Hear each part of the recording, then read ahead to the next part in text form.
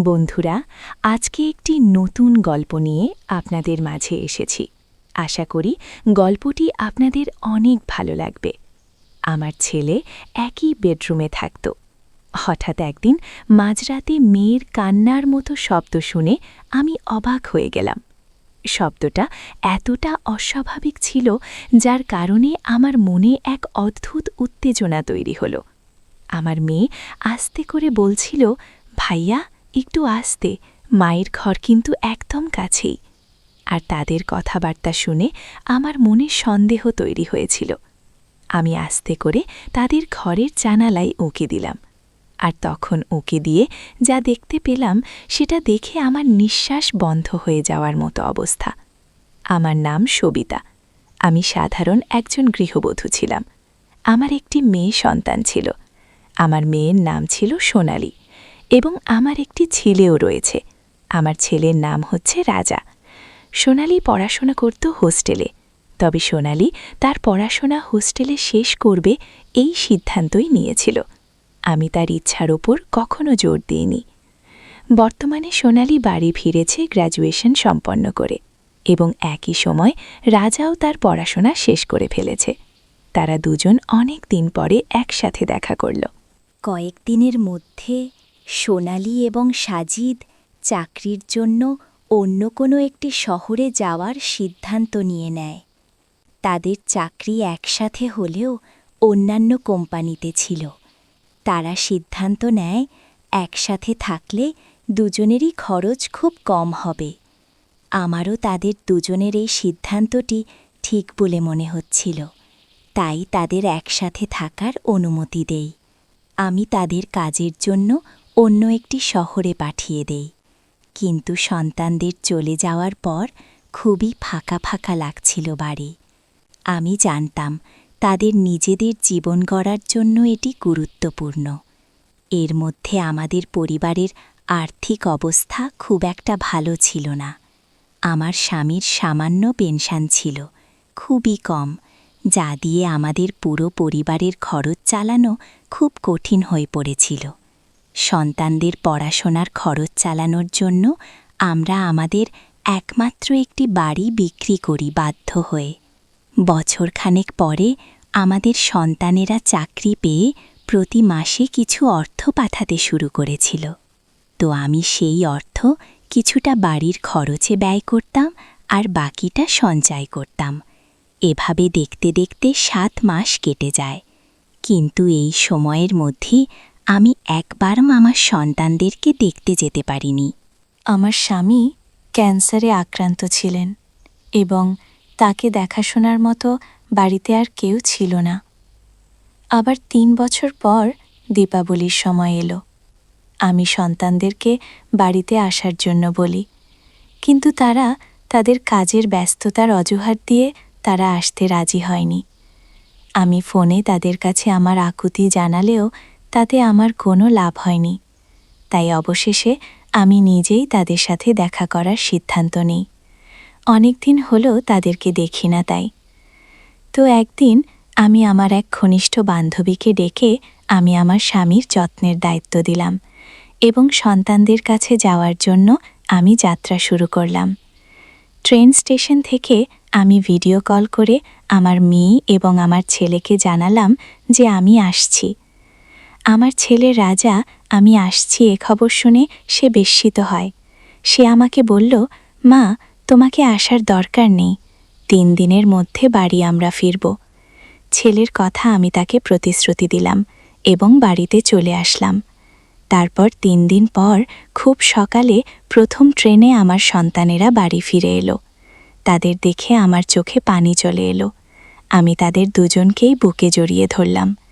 আমার মনে হলো এটাই আমার জীবনের সবচেয়ে সুখ মুহূর্ত। আমি রাজা সোনালীকে দীর্ঘদিন পরে একসঙ্গে দেখে খুব খুশি হয়েছিলাম। তবে সোনালীর মধ্যে বেশ কিছু শারীরিক পরিবর্তন লক্ষ্য করলাম। আমি দেখলাম যে গত 3 বছরে সোনালীর চেহারার অনেক পরিবর্তন এসেছে। যেদিন তারা বাড়ি ফিরে আসলো, আমি একটু লক্ষ্য করলাম যে তারা দুজনে একসাথে একটি ঘরে ঢুকে গেল। আমি ভেবেছিলাম সোনালি হয়তো তার ব্যাগগুলো রেখে সেই ঘর থেকে বেরিয়ে আসবে, কিন্তু ৩ ঘন্টা কেটে যাওয়ার পরও তারা সেই ঘর থেকে বের হয়নি। তখন আমি চা, বিস্কুট ও নাস্তা নিয়ে তাদের ঘরে গেলাম। আমি বললাম, তোমরা দুজনেই কি এখন থেকে এই এক ঘরেই থাকবে? বাড়ির ওই পাশে আরেকটা ঘর আছে রাজা, তুমি সেখানে চলে যাও, এই ঘরটায় সোনালি থাকুক। তখন রাজা বলল, না মা, আমি সোনালিকে ছেড়ে অন্য ঘরে থাকতে পারবো না। আমরা গত ৩ বছর ধরে একই ঘরে থাকার অভ্যাস করে ফেলেছি, এখানেও ঠিক এমনই থাকব। তার কথা শুনে আমার একটু অস্বস্তি হলো। আমি সোনালির দিকে তাকিয়ে সোমাইকে বললাম, সোনালি, তুমি কিন্তু এখন আর ছোট নেই, আর তোমার ভাইও বড় হয়ে গেছে। একই ঘরে থাকা কি ঠিক হবে? যদি কখনো তোমার একা থাকার প্রয়োজন হয়, তখন কিভাবে তুমি ম্যানেজ করবে? তখন সোনালি উত্তর দিয়ে বলল, মা, আমরা যে শহরে কাজ করতাম, তো সেখানকার ঘরের ফ্ল্যাটের ভাড়া অনেক বেশি ছিল, তাই আমরা গত ৩ বছর ধরে একই ঘরে থেকেছি। যখন সেখানে আমরা দুজন থাকতে পেরেছি, তাহলে এখানে কেন আমরা থাকতে পারব না? আমার ছেলে রাজা ও সোনালি একসাথে একটি ঘরে থাকতে চেয়েছিল, আমি তাদের সিদ্ধান্তে আপত্তি করিনি। তো সেদিন আমি সারা দিন ঘরের কাজেই ব্যস্ত ছিলাম। দুপুরে রাজার পছন্দের খাবার তৈরি করলাম এবং রাতে সোনালির পছন্দের খাবার তৈরি করলাম। এটা আমার কাছে অস্বাভাবিক মনে হলো। তখন আমি সোনালিকে জিজ্ঞেস করলাম, তুমি এত কম খাচ্ছ কেন? আগে তো তোমার প্লেট পুরোটাই পরিষ্কার হয়ে যেত। সোনালি বলল, মা, এখন আমার রুচি বদলে গেছে। মেসের সাধারণ খাবারের আমি প্রায় অভ্যস্ত হয়ে গেছি। তুমি খাওয়া থেকে মেয়েটা রান্না করো। তাদের দুজনের মধ্যে এই পরিবর্তন দেখে আমার মনে হচ্ছিল বাইরে থাকার অভিজ্ঞতা তাদের দুজনকে আরও দায়িত্বশীল এবং পরিস্থিতি অনুযায়ী মানিয়ে নেওয়ার ক্ষমতা শিখিয়েছে। তবে আমি কিছুটা লক্ষ্য করছিলাম আমার মেয়ে এবং ছেলে একে অপরের থেকে এক মুহূর্তও দূরে থাকতে পারছিল না। যেখানে সোনালি থাকত, ঠিক সেখানে রাজা চলে যেত। রাতে আমার স্বামী ঘুমিয়ে পড়ল। তারপর আমি তাদের ঘরে গেলাম। আমাদের এবং তাদের দুজনের ঘর ছিল পাশাপাশি। আমি ভাবলাম যে একটু কথা বলি তাদের সঙ্গে।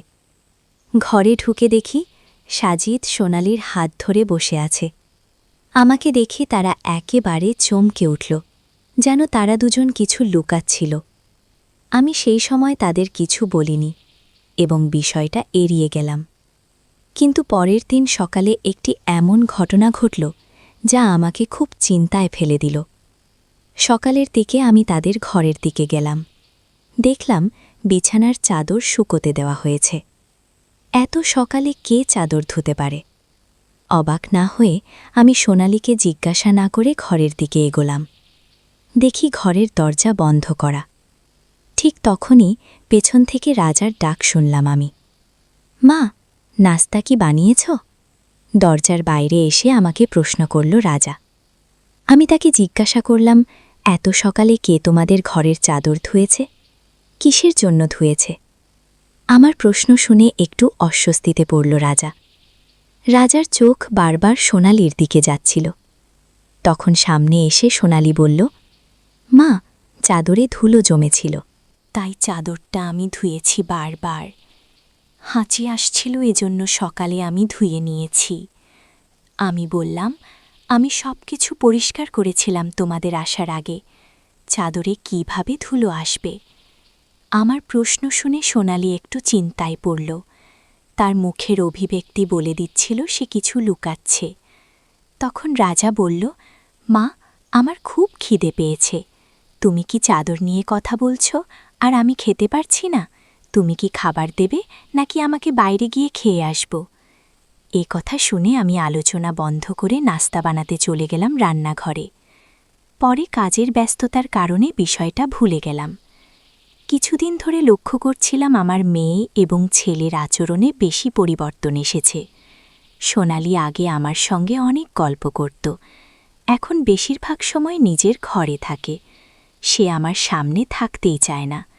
সন্ধ্যায় খাবার সময় সোনালি হঠাৎ শরীর খারাপ হয়ে গেল।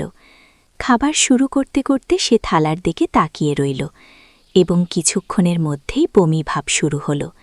দ্রুত বাথরুমের দিকে ছুটল, আর সাজিদও তার পেছনে পেছনে চলে গেল। আমি চমকে গেলাম, বুঝতে পারছিলাম না যে হঠাৎ কি হলো। আমিও বাথরুমের কাছে চলে গেলাম। তখন রাজা সোনালীকে কাঁধে হাত দিয়ে বাইরে নিয়ে আসছিল।